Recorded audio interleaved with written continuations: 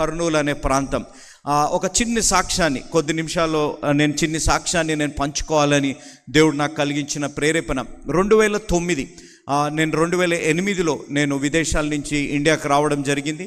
2009 October వరకు నేను నా నాన్నగారితో మాట్లాడుతూ, డాడీ నేను సేవ చేయడానికి ముందుగా ఆర్థికంగా నేను స్థిరపడతాను, మీలాగా నేను సేవ చేయలేను, నేను ఆర్థికంగా స్థిరపడి దాని తర్వాత నేను సేవలో వస్తాను అని చెప్పి అనేక బిజినెస్ అనేక వ్యాపారాల కొరకు నేను ప్రయత్నిస్తూ వచ్చాను.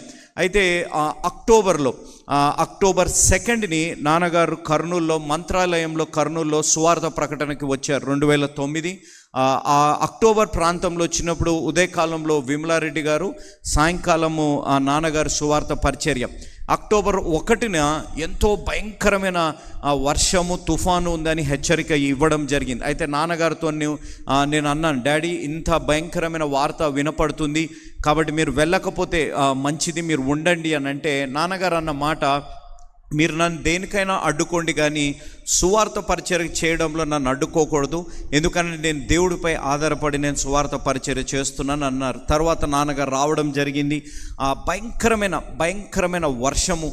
నాన్నగారు సువార్త పరిచర్య అయ్యాక మౌర్య ఇంట్లో నాన్నగారు ఉండడం జరిగింది. 2nd ఫ్లోర్లో మౌర్య ఇంట్లో నాన్నగారు ఉండినప్పుడు 1st ఫ్లోర్ వరకు వాటర్ వచ్చేసింది. 1st ఫ్లోర్ వరకు వాటర్ వచ్చినప్పుడు కరెంటు పోవడం, నాన్నగారితో సంప్రదింపులు కట్ అయిపోవడం, ఇవన్నీ జరిగినప్పుడు మా దగ్గర ఉన్న సేవకులు, ఎంతో సీనియర్ సేవకులు, మా ఆప్తులు, మా దగ్గర ఎన్నో సంవత్సరాలుగా పనిచేస్తున్న రమణారెడ్డి గారితో సంప్రదింపులు చేస్తున్నాం, నాన్నగారు ఎలా ఉన్నారు కనుక్కోండి.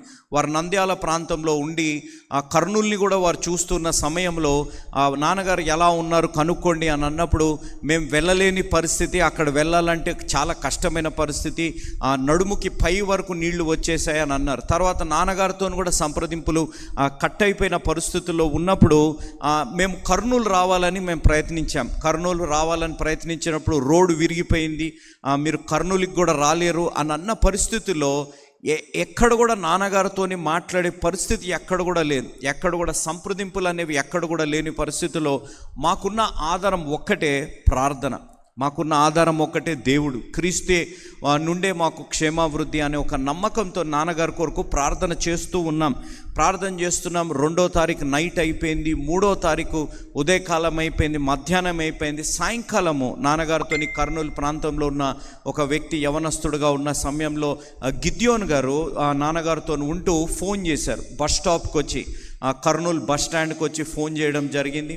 కర్నూలు బస్ స్టాండ్కి వచ్చి ఫోన్ చేసిన పరిస్థితుల్లో నాన్నగారు ఫోన్ ఛార్జింగ్ పెట్టుకొని ఫోన్ చేసి, నాయనా మేము ఇక్కడ కర్నూలు బస్ స్టాండ్లో ఉన్నాము అంటే, అన్నయ్య డాడీకి ఒకసారి ఫోన్ ఇవ్వు, నాన్నగారు షుగర్ పేషెంటు, ఈ షుగర్ పేషెంట్గా ఉన్న సమయంలో షుగర్ లోయే అవకాశం ఉంది, వెంటనే నాన్నగారు సరైన ట్యాబ్లెట్స్ తీసుకోవాలి, ఇవన్నీ తీసుకోవాలి, కాబట్టి ఆ నాన్నగారికి ఇవ్వండి అంటే నేను ఛార్జింగ్ పెట్టాను. ఛార్జింగ్కి కూడా క్యూ ఉంది.